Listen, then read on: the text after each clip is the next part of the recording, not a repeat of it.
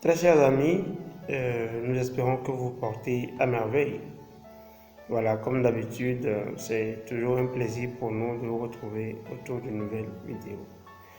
Donc, comme vous l'avez lu, notre sujet d'aujourd'hui, c'est pourquoi nous devons penser aussi aux autres.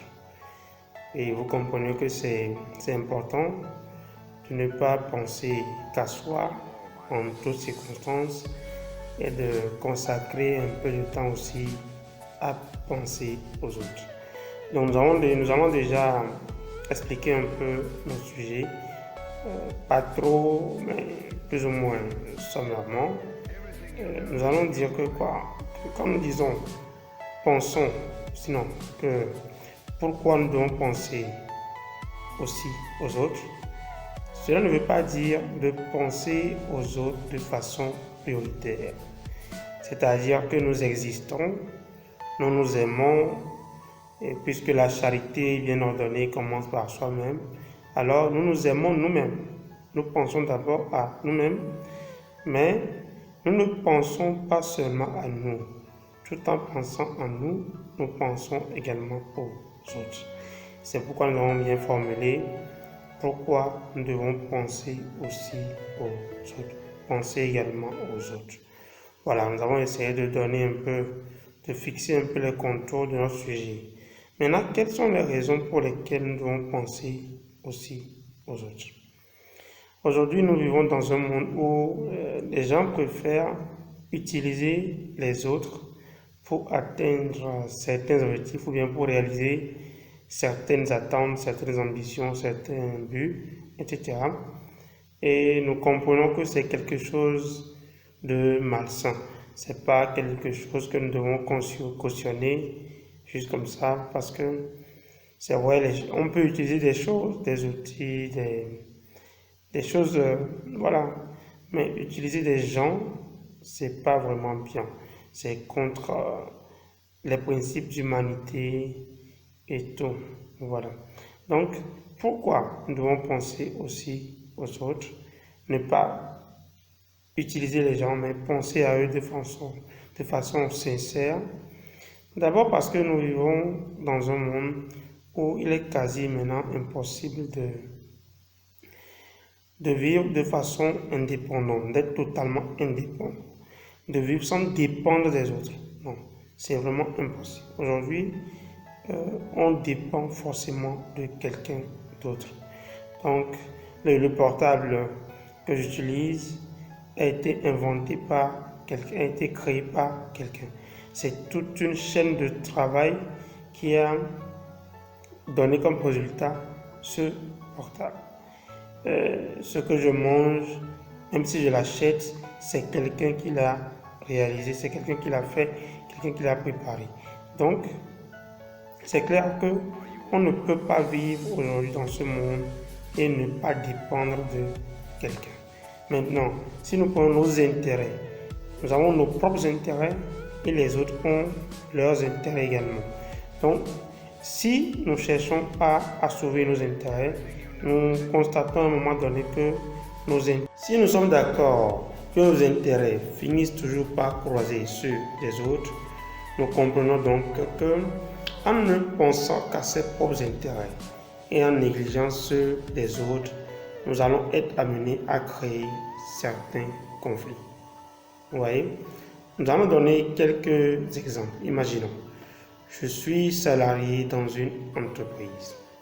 J'aime mon travail et je suis fier de l'avoir. Jusque-là, je pense à mes intérêts. Je sais que à la fin du mois, mon patron me paiera mon salaire. Et ce qu'il attend de moi, c'est que je réalise bien mon travail. Maintenant, moi, tout en cherchant à percevoir mon salaire en fin du mois, tout en cherchant ce que mes droits soient respectés dans l'entreprise, je ne fais pas bien mon travail. Autrement dit, je ne pense pas à mon patron et je ne pense pas au meilleur avenir ou à la bonne santé de son entreprise. À un moment donné, nous ne pourrons pas être d'accord. Nous ne pourrons pas nous entendre, vous voyez. De la même façon, imaginons plutôt que je suis un entrepreneur, que je propose des services ou que je propose des choses pour la vente des marchandises et autres produits. Si je ne commercialise que des choses qui me plaisent moi, et donc des choses qui ne plaisent pas de façon nécessaire ou nécessairement aux autres consommateurs, vous comprenez que mon entreprise ne pourra pas progresser. Même si elle existe, elle serait toujours dans une dynamique de constance. Elle ne va pas progresser et pire, à court, moyen ou long terme, cette entreprise pourra couler, elle pourra mourir. Vous voyez un peu? Donc en servant les autres, nous les amenons plutôt à se voir dans ce que nous faisons. Vous voyez?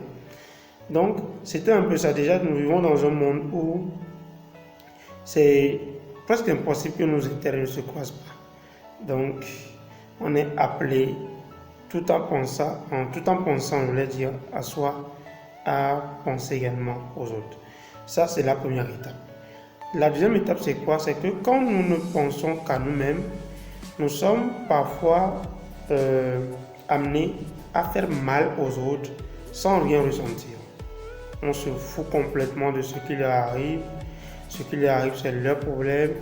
Du moment où nos intérêts sont assouvis, ben ça va. Et nous n'imaginons même pas le chaos que nous pourrons engendrer en faisant cela. Dernièrement, il y a quelques semaines au Togo, nous savons qu'il y a un homme en tenue, un homme de l'armée, qui avait tiré sur un civil. Et ça a créé tout un problème, tout un tralala, et nous en savons assez. Si nous allons considérer un peu la chose, si l'homme en tenue, le policier, le gendarme, etc., avait pensé tant soit peu à celui sur lequel, ou bien sur qui il allait tirer, s'il avait pris le temps de penser à lui en tant que personne, à lui en tant que peut-être époux d'une femme, à lui en tant que père de famille ou père de certains enfants, est-ce qu'il aurait pu tirer? Est-ce qu'il n'aurait pas choisi? Ou bien, au lieu de tirer un tir létal, un tir qui tue, il aurait plutôt choisi une solution intermédiaire. Vous voyez? Et dernièrement, il y a l'affaire de George Floyd, dont nous sommes plutôt des spectateurs indirects sur les réseaux sociaux. On nous en parle tellement. Si le policier qui l'a tué d'une façon ou d'une autre, s'il avait pris le temps de penser à lui, au-delà du noir, de l'homme noir qu'il était, de penser à sa famille, à ceux qui sont à sa charge, etc. Vous voyez un peu qu'il aurait pu choisir une autre solution. Et maintenant, allons un peu plus loin. Imaginons que ces deux personnes, celui qui a été tué au Togo et George Floyd, imaginons que leurs proches veulent se venger. S'ils veulent se venger, s'ils se mettaient à chercher les coupables et à vouloir leur faire la peau ou à vouloir leur faire expérimenter ce qu'ils ont fait au leur.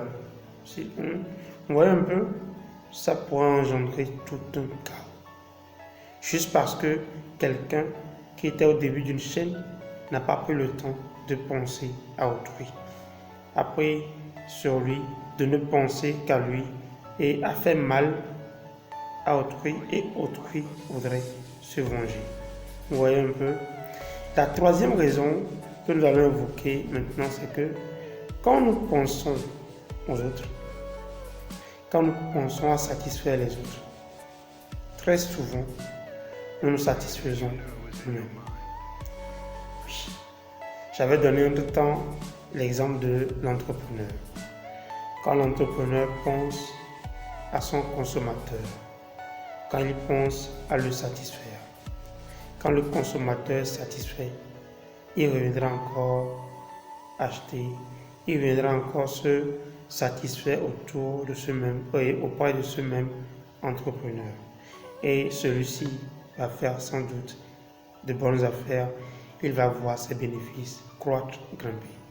Vous voyez un peu, très souvent, quand nous pensons aux autres, quand nous pensons à faire du bien aux autres, indirectement, nous nous faisons du bien à nous-mêmes.